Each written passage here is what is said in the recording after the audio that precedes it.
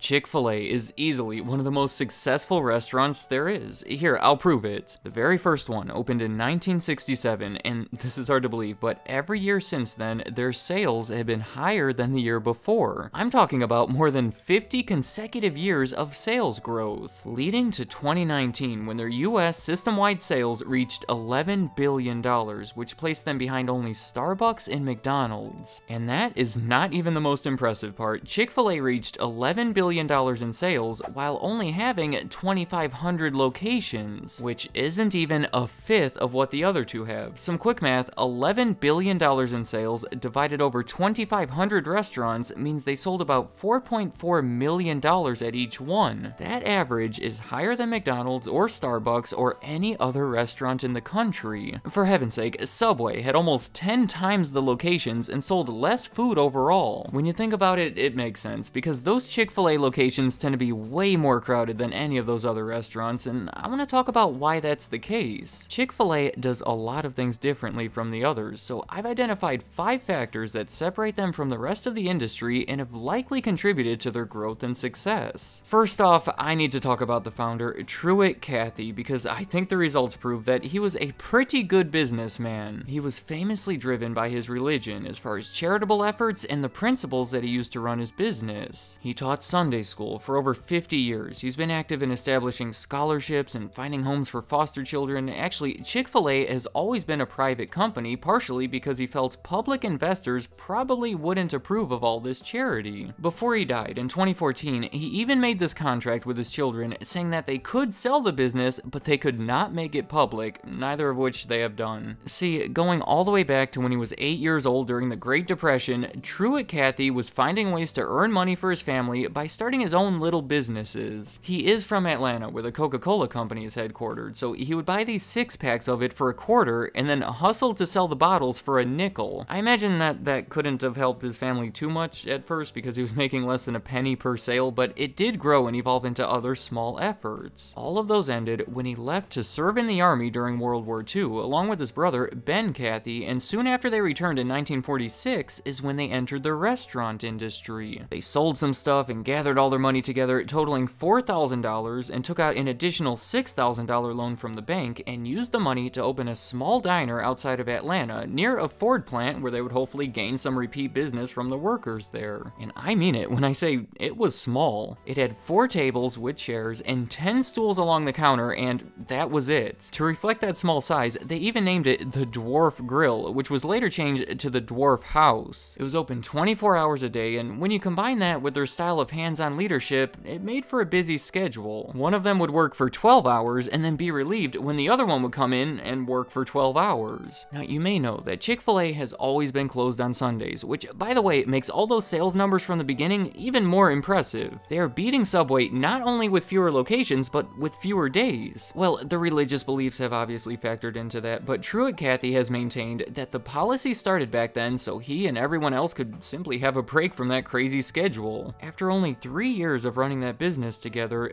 Ben tragically died in a plane crash along with a third Cathy brother named Horace. So Ben's portion of the Dwarf House was transferred to his wife and then to Truett after he bought it from her a year later. That was some crazy stuff that happened there, but it resulted in Truett running the business alone as the full owner. From there, he expanded to a second location that did not work out too well because it burned in a fire in 1960, but it actually turned out to be a good thing because it helped lead to the creation of Chick-fil-A. My second reason for their success is none other than that famous Chick-fil-A chicken sandwich. Have you ever had one of these things? My goodness. It was created by Truett Cathy himself, and I don't know how much I believe this, but according to the company, that was the first ever chicken sandwich. As they like to say, we didn't invent the chicken, just the chicken sandwich. Even if you dispute that and don't think that they were the first, they were definitely huge in popularizing it. See, after that fire, the insurance didn't come through quite like he had hoped, so he was back down to that one original location trying to make up for those lost sales by revitalizing the menu. Then in 1961, he made a deal with a chicken supplier. It turns out that they had recently filled this order for an airline to prepare all of this boneless, skinless chicken breast. But one of the requirements for that order was that the pieces had to be small enough to fit into these little plastic trays that the passengers would use to eat. So they were left with some pieces that were too big. They didn't fit, so they were trying to sell them to Truett, and I'm assuming at a discount. He took advantage of that offer and right away started experimenting with different ways to serve it. He concluded that a pressure cooker would cook it faster. Using more expensive peanut oil improved the taste. He chose to serve it as a sandwich, partially so people wouldn't have to get all greasy from touching the chicken. According to Chick-fil-A, that recipe that he settled on back then is exactly how they make it today. When naming it, he learned that he couldn't put a patent on the words chicken fillet, but he could if he messed around with the letters a bit and called it Chick-fil-A. That tasty recipe, innovative idea, and catchy name helped it become the big new menu item over at the Dwarf House. At first, he licensed that sandwich to be sold at other restaurants, but then in 1967 decided that he should open his own restaurant that was centered around it. The first actual Chick-fil-A restaurant opened at the Greenbrier Mall in Atlanta, Georgia, and this is leading me to my next reason behind their success: slow expansion with little to no debt. If you watch this channel, you're probably nodding your head right now in relief, because how many times have I talked about companies that went into debt to expand too fast and it all came crumbling down? Today, I believe they become one of the few companies that don't carry any debt, but they've always kept it low. In the 1970s, Truett Cathy declared that the new restaurants would be open mostly using their own profits, a strategy that was complemented by their other strategy of only opening restaurants in shopping malls. I mean, they operated for almost 20 years before they had any freestanding locations. The ones in the malls tend to be smaller and cheaper, so they require less money to open. Chick-fil-A was among the first restaurants to use this mall strategy in the 1960s, and then by the 1980s, when it became more competitive, they were large enough to effectively expand using freestanding locations, which quickly became the majority of them. My next reason is something that you may be expecting to hear: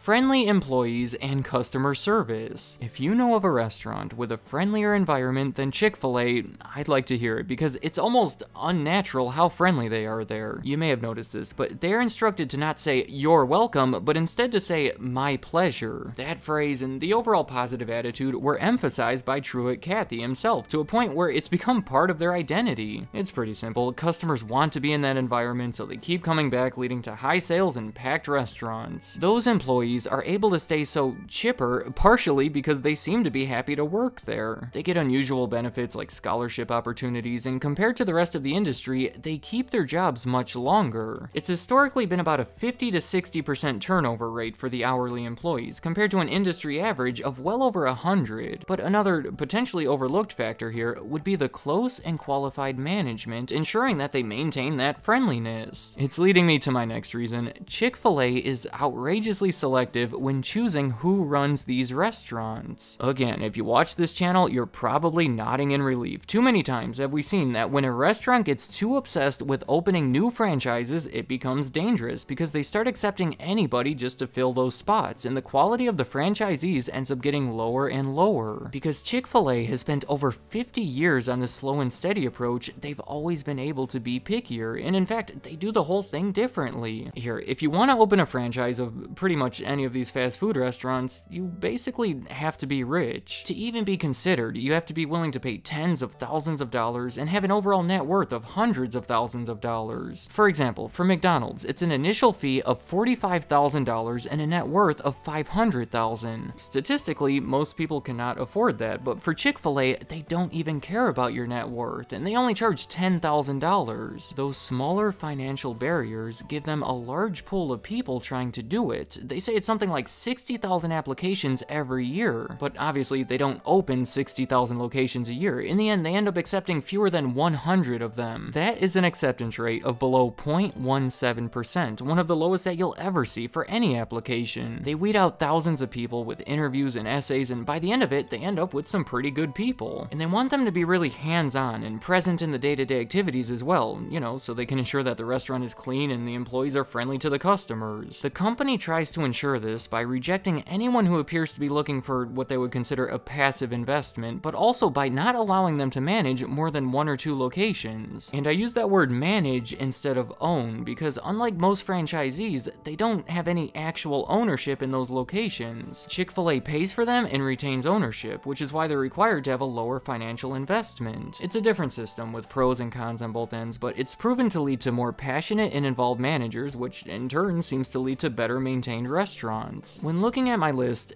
these two reasons stand out. They are related to each other and make me believe that Chick-fil-A has built a sturdy, well-maintained company. Before I end the video, this has to be mentioned, and I'm pretty sure many of you know what I'm about to say. Chick-fil-A is obviously an extremely religious organization, and it has received a fair amount of backlash over their feelings toward the gay community. The controversies are centered around comments made opposing gay marriage in 2012 by Dan Cathy, who is the son of Truett Cathy and the company's current CEO, in addition to the fact that their charitable organization has donated heavily to charities that hold anti-LGBTQ stances, mainly the Fellowship of Christian Athletes and the Salvation Army. Likely due to this backlash, they have since refrained from speaking out against gay marriage, and it appears that they have stopped donating to those specific charities. It is an extremely touchy subject, those are just the basic facts of it, so I encourage everyone to look further into it and form your own opinions. But I will say, considering this has caused such a negative impact on their reputation, it has surprisingly not harmed their business in any major way. I would say that helps prove just how strong they are and how unlikely it is that they will be failing anytime soon. Let me know in the comments, what do you think about Chick-fil-A? Do they in fact have the best chicken sandwich around, or does that title go to Popeyes or one of the others? You know, whether or not you like the food or the company themselves, you can't deny their success. So do you agree with my reasons behind it, or are there others that I failed to mention? In your opinion, what makes Chick-fil-A one of the busiest, most successful restaurants in the country? And any other thoughts you have about them, leave them in the comments. I'd like to hear what you have to say.